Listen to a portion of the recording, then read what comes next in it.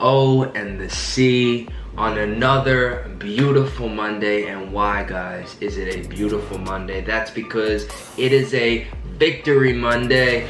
Victory Monday! You gotta love it. The Tampa Bay Buccaneers yesterday traveling all the way, crossing time zones, doing all that good stuff, all the way out to Vegas. Derek Carr, John Gruden. First time he's coached against the Tampa Bay Buccaneers since we, decided to part ways. So in this game, as per usual, we're gonna be getting into the small details and the nitty-gritty and the stuff that you may not have noticed and you didn't catch.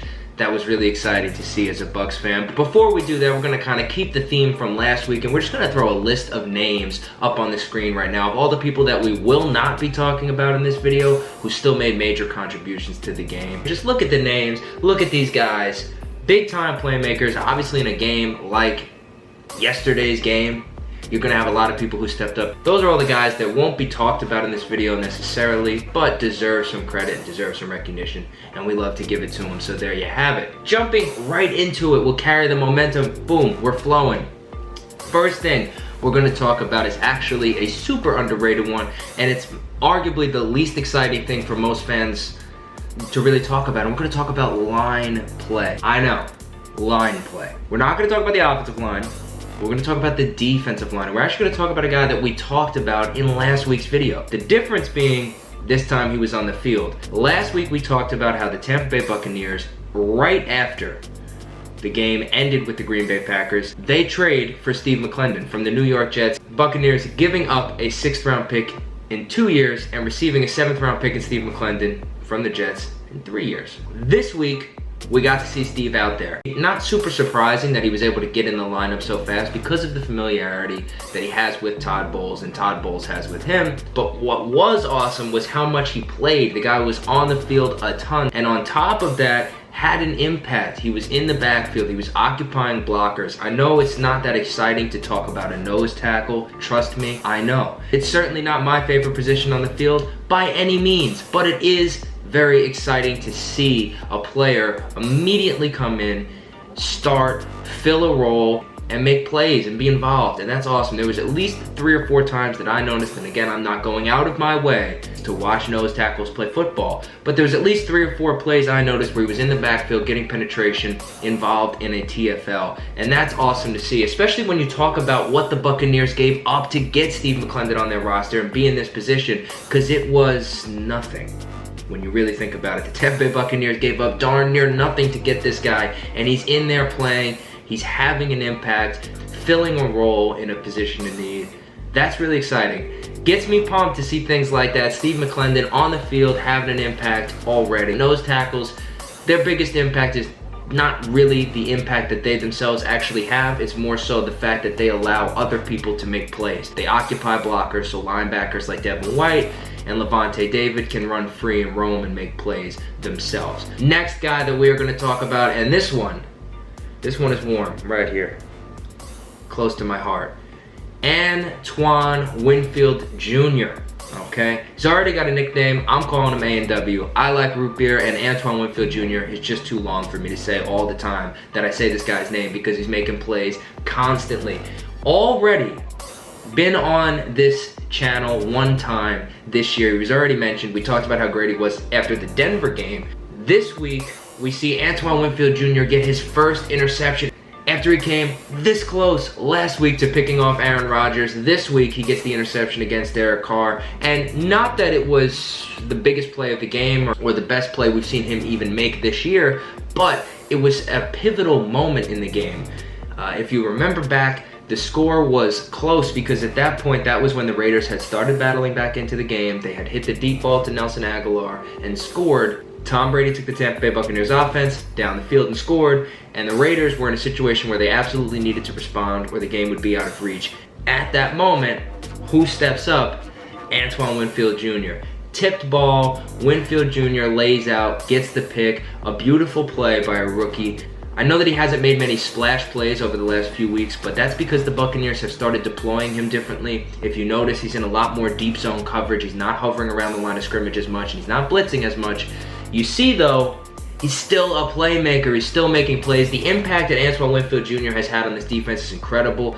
Dude is a rookie, and he does nothing but make plays. Never makes a mistake. You never see him out of position. You don't see him miss tackles. You see him fly around the field, hustle to the ball, and make plays all game long. He's quickly becoming, this is him rising right here. This is the rise. You see him go? This is Antoine Winfield. This is him rising.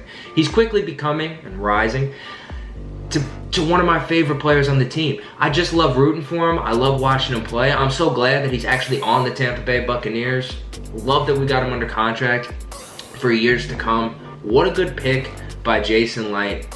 Really just balanced out the secondary beautifully. His impact is a lot bigger than that one interception we saw yesterday, but that one interception, whew, that was sweet. Seeing that was sweet. You gotta love it. Antoine Winfield Jr., congratulations. Welcome to the list for the second time. The next thing that we're gonna hop right into, we are gonna talk actually about Derek Carr. And I know that might be a little weird to hear because, well, we're talking about the Bucs. Wait a minute, Derek Carr is a Raider. Trust me, I know. I realize Derek Carr plays for the Las Vegas Raiders. I know. This is information that I'm privy to. I'm not naive. I understand. But what we're actually going to talk about is how Derek Carr behaved and how he acted on the field. And that's actually going to lead us into our special segment.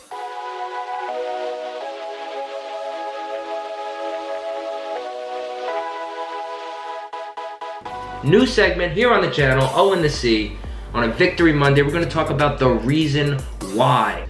The overarching reason why the Tampa Bay Buccaneers win this game. Not giving out game MVP awards, that's too cliche. We do not have the time, not on this channel. That's just not how we roll. We're going to give out the reason why award. And we're actually going to give it to the Tampa Bay Buccaneers defensive front seven. And the reason being is Derek Carr. This is now the second straight week. Now obviously Derek Carr, he's not on the level of Aaron Rodgers, and at no point am I saying that he is. Let's not get things twisted, but he is a good quarterback. You could say he's a better than good. He's a pretty good quarterback. You know, you could make an argument, and he certainly has moments of greatness. Second straight game, the Tampa Bay Buccaneers defense has rattled the opposing team's quarterback, and it's so obvious. It's crazy. It's almost painfully apparent when you watch these quarterbacks playing against the Bucs. They're so uncomfortable. They get rattled immediately. And here's what we're gonna really break down. Derek Carr's body language. It's something that you may not watch, you may not even care to be looking at it, but if you look at the game and you watch Derek Carr in the huddle, you watch him on the sidelines, from the first quarter to like the third quarter, it's a totally different guy. He lost all sense of confidence. He lost all fight. His energy level was diminished. He was snappy with teammates. He looked agitated. His mannerisms screamed, I am annoyed. I am mad. He was not having fun playing football. What does that remind you of? Aaron Rodgers just last week was as rattled as I have ever seen Aaron Rodgers be in any game throughout his entire career against this defense.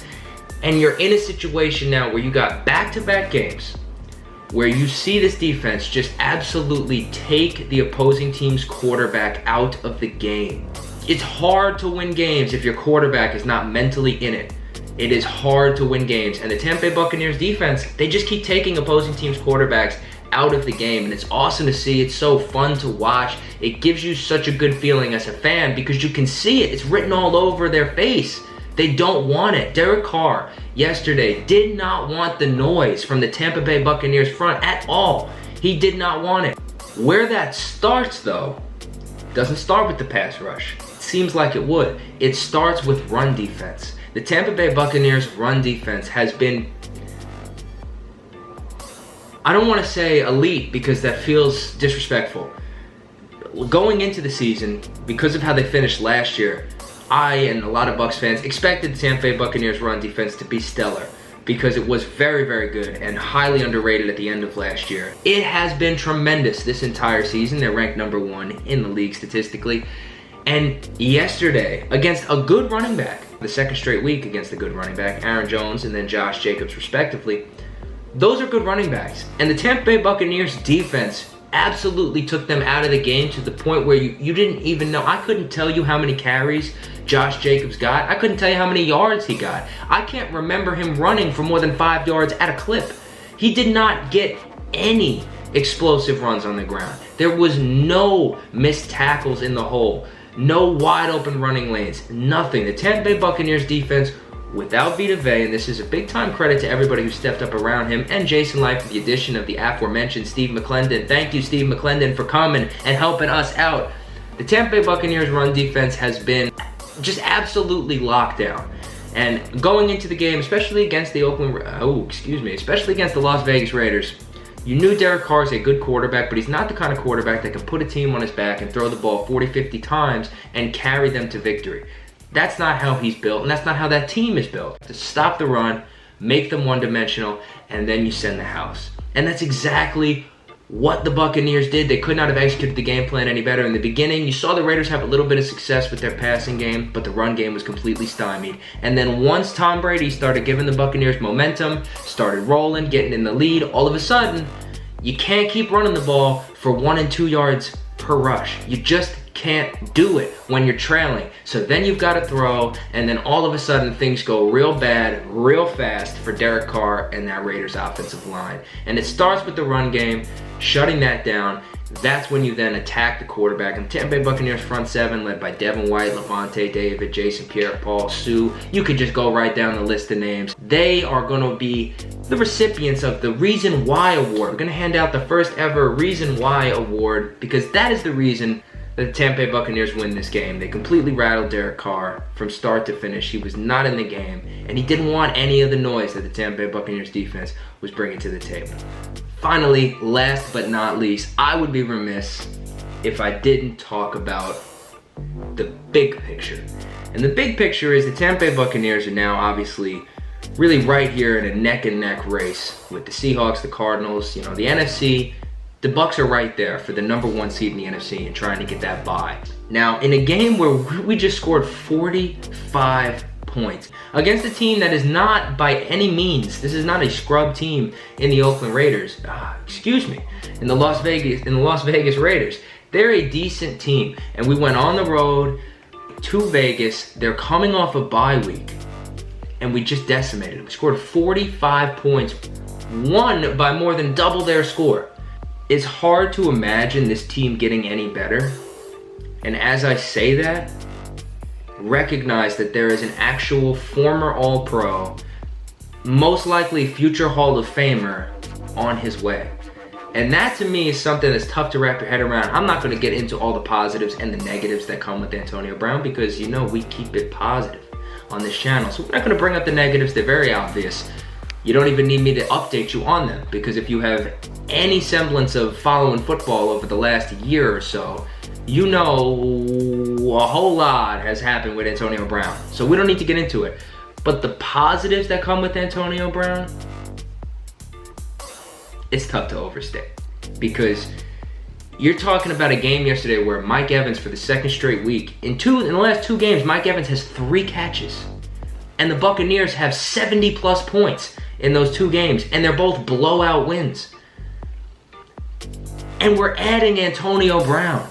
That is so tough for a defense. Guys, when a defensive coordinator is planning on how to stop an offense, the number one thing you look at the offense, you look at the personnel, you look at the scheme, you say, what do we want to stop first? What's the number one thing they like to do? We got to take that away, because you can't get beat by a team's best player or a team's, the thing that they like to do. You can't get beat by their number one option.